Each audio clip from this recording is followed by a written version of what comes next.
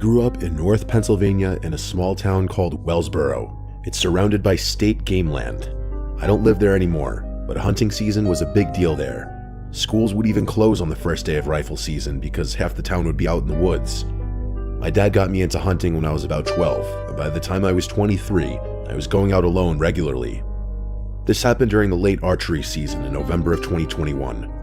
I remember because there was already a light dusting of snow on the ground, which made it easier to track movement. I had permission to hunt a large piece of private land owned by an older guy my dad knew from work. The property was around 70 acres of thick woods with a small clearing and an old logging trail running through it. There was also an abandoned hunting cabin way back in the woods that nobody used anymore because the roof was starting to cave in.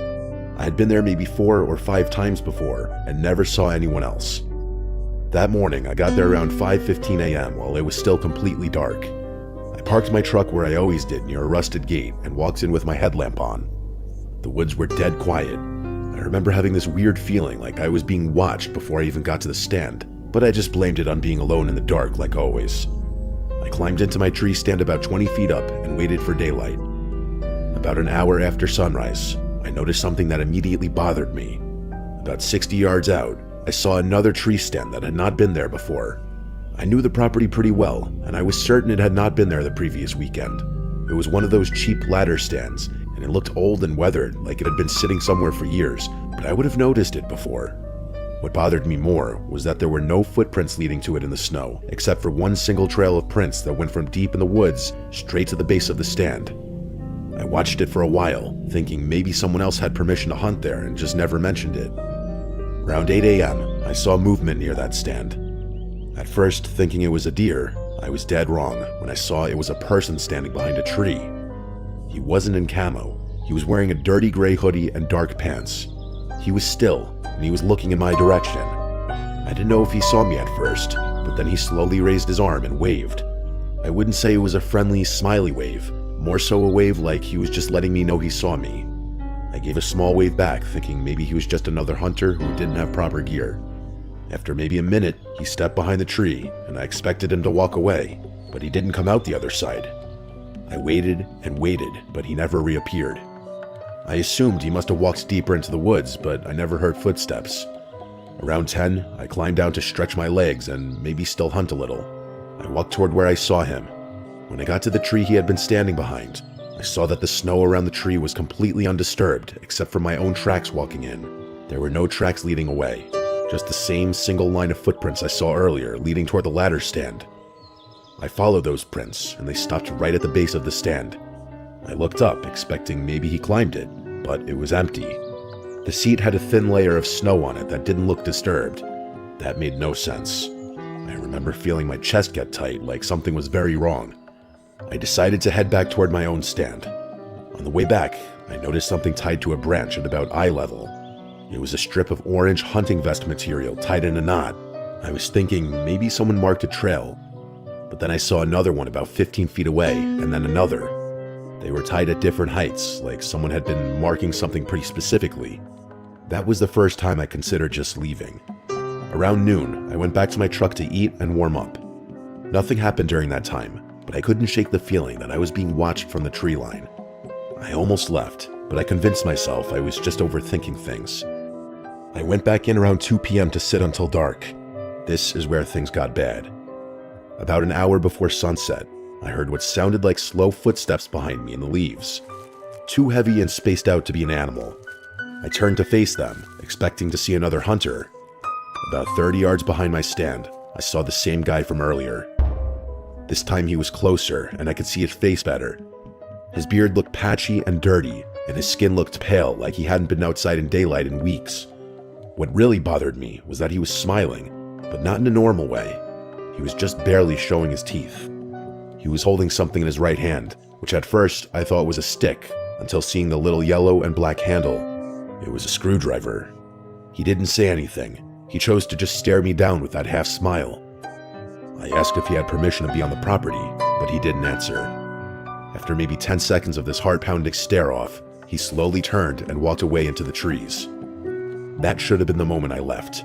However, I made the stupid decision to stay until shooting light ended. Right after sunset, I climbed down and started walking back fast. In that moment, I remember regretting not leaving while I still had some light in the sky. About halfway to my truck, I started noticing the orange cloth strips again, but this time they weren't just on branches. Some were tied to small sticks pushed into the ground, but the thing that genuinely scared me was one of the sticks had something hanging from it. It was a dead squirrel. It had been hung by a wire through its back legs. I may be a hunter, but I don't condone needless suffering of animals. Under the squirrel and stick, in the snow, someone had drawn a rough circle with a boot. That was the second time I seriously considered running. As I kept walking, I started noticing more of them. Not just squirrels, a rabbit, a crow, all hung the same way like markers, or maybe a threat. I started walking faster. About 100 yards from my truck, I saw something leaning against a tree that made me stop completely. It was my backpack, the one I had left in my tree stand earlier that day. I never brought it back down with me. It was zipped open, and my stuff was laid out in the snow, including my knife, my flashlight, and my extra arrows. They were all lined up neatly, like someone had taken inventory. That was the moment of realization that someone had been close enough to my stand to climb it without me knowing. I grabbed my stuff fast and jogged the rest of the way. When I got to the clearing where my truck was, I had another unexpected encounter. It was like it just didn't stop. My driver's side door was open. I know I locked it because I always do. Nothing inside looked stolen, but my registration papers were sitting on the passenger seat instead of the glove box. I got in and locked the doors, and as I started the truck, I looked in the mirror toward the tree line. There he was, standing just inside the woods, maybe 40 yards away, the guy in the hoodie. From what I could tell, he was still smiling. This time he raised his hand again, but instead of waving, he just pointed at me. Then he slowly dragged his finger across his own throat. I left so fast I spun gravel all the way back to the main road. I told the property owner what happened, and he said nobody else had permission to be there. He contacted the game commission. About 2 weeks later, he called my dad and said officers found a makeshift shelter deep on the property made from tarps and old wood. Inside, they found animal bones and stolen hunting gear from other properties. I never hunted there again. I don't hunt alone anymore either. Definitely not in grounds I'm not familiar with. Anything can happen when you're all alone out there, yet not actually alone.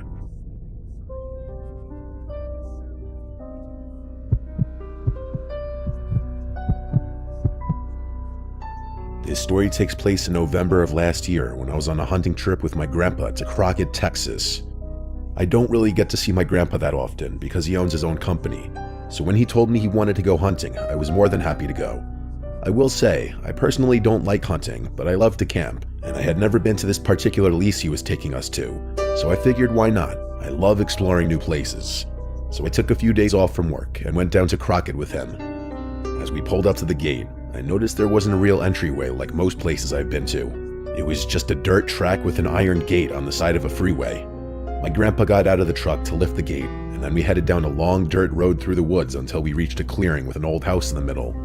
While we were heading toward the house, he told me his father built it and they used it to go hunting or just relax and take a break from life. I could definitely see that. It was so peaceful inside the woods I could barely hear the cars from the freeway. It seemed like the perfect getaway for the weekend. Or so I thought. After we pulled into the driveway, we unpacked the truck and cooked dinner for the night. Everything seemed normal. There were old beds where we put sheets and blankets, an old TV with a VCR, and the stove was particularly old-fashioned as well.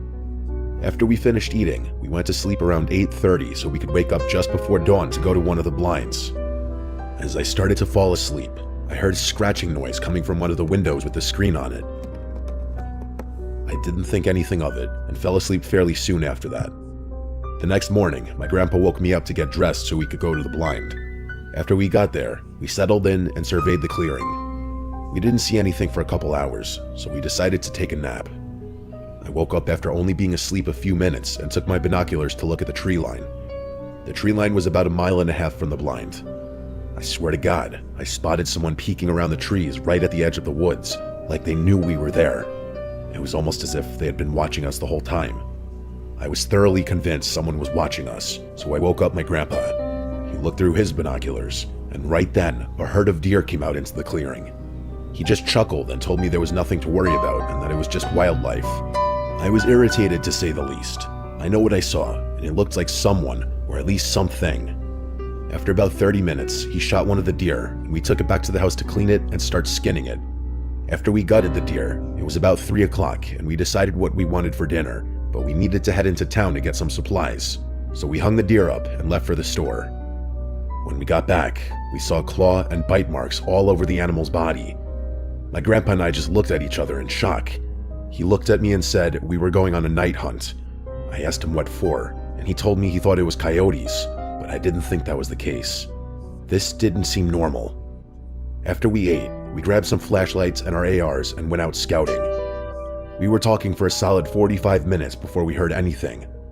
We got really close to the tree line, and I suddenly turned and saw something peeking out at us again. The second it realized I noticed it, it quickly hid. I tried everything in my power not to yell for my grandpa, so I did a light whistle to him and waved him over to where I saw it. He whispered for me to stay put and watch his back. He walked into the woods with his gun raised and disappeared.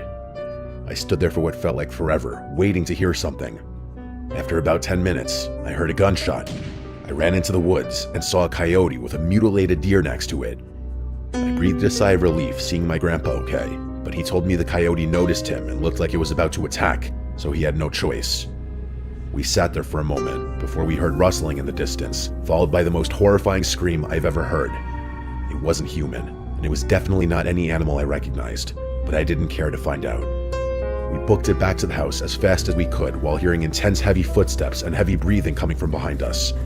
It felt like we would never make it back, but we did. We slammed the door shut and locked every entrance. All we heard were weird screeching sounds and breathing right outside the door. Whatever it was began to get frustrated and slammed against the door a couple times. My grandpa got tired of being scared and shot through the door a couple times. It must have heard whatever was on the other side, because it made that terrifying screech again and then ran away. As soon as we could catch our breath, I called the police and told them what happened. They were obviously skeptical of the story, but when the deputy arrived, he didn't know what to think either. We showed him everything we found. He seemed pretty unsettled by it too. Nothing ever came back from that call, but needless to say, we probably won't ever be going back to that house again.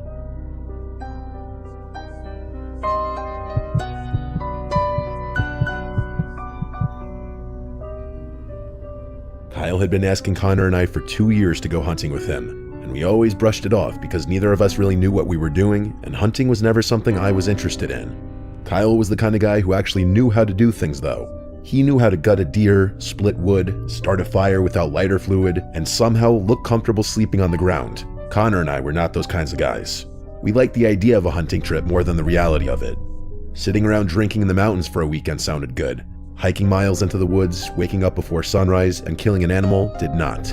But Kyle finally talked us into it late one November. He said rifle season was open and the weather would be cold enough to keep the bugs down.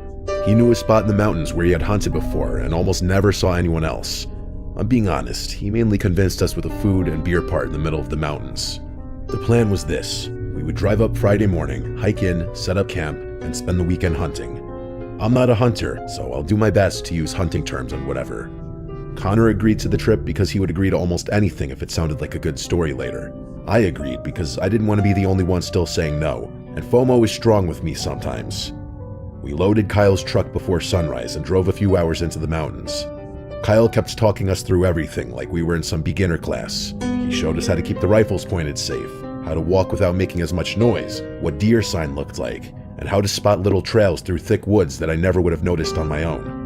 After parking the truck at a pull-off near an old logging road, we hiked in for an annoying amount of time. Kyle said it was only a few miles. It felt like 10. By the time we got to the area he wanted, my shoulders were sore and my legs were shaking on the steeper parts. We found a flat spot near a small creek and set up camp there. Kyle did most of the work because Connor and I were honestly useless.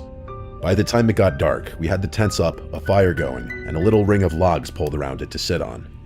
That first night actually felt perfect for a while. The woods were dead quiet except for the fire popping and the creek moving over the rocks. We were drinking beers, talking about old high school stuff, and making fun of how bad Connor was at putting up a tent. It was a rare, honestly amazing moment. I remember thinking I understood why people liked this. Then, out of the blue, we heard a scream somewhere deep in the woods. We all stopped talking at once. Kyle tilted his head and listened like a dog, while Connor laughed a little and said it sounded like a woman getting murdered. Kyle said it could be a fox. He said foxes can make sounds that sound like a screaming woman. I wanted the fox thing to be true, because that scream didn't sound like a fox to me. Because it was so far away, it was easy to tell ourselves it was an animal. After about a minute or two, we started talking again, though not as relaxed as before. Every one of us kept pausing to listen, even Kyle. About 5 minutes later, the scream came again. However, this time, it was so much closer that the conversation died instantly. It sounded like it came from maybe a football field away, if that. It was loud enough that there was no joking around after that one. It sounded exactly like a woman screaming. One long scream that ended all at once. Connor stood up and stared into the dark beyond the firelight. Kyle got to his feet too. Then Connor called out, asking if someone needed help out there. I said that was a stupid thing to do, and then we all just stared into the woods and listened for an answer. Nothing came back. Kyle looked uncomfortable in a way I hadn't seen yet. He said if it was a person, they probably would have answered. Then he said we needed to kill the fire and get into the tents. He didn't say why, but it was obvious. The fire was basically a marker showing exactly where we were. We put the fire out fast and climbed into our tents with our rifles nearby. I barely slept that night. Every little noise my brain picked up on. At some point, I must have passed out anyway, because when I woke up, it was gray outside and cold enough that I didn't want to leave the sleeping bag. But when the urge to pee got too bad, I finally stepped out of the tent. Right away though, I noticed our chairs were tipped over, and one of the coolers had been turned sideways. A grocery bag with snacks in it was torn open and dragged a few feet. Kyle's backpack was lying near the fire ring when it had definitely been against a tree when we went to bed.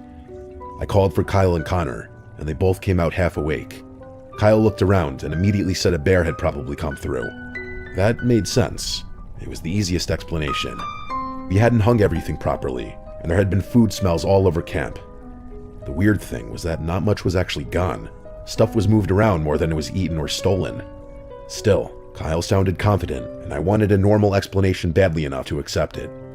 He said we should move camp deeper into the woods, both because of the bear and because he wanted to get closer to the area he planned to hunt that day.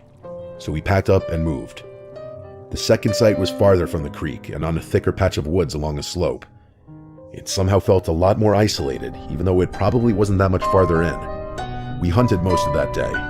Kyle split us up, but kept us within sight at first, showing us where to sit and how to watch the tree lines and openings. Connor treated the whole thing like a game at first, but by mid-afternoon, even he had settled down.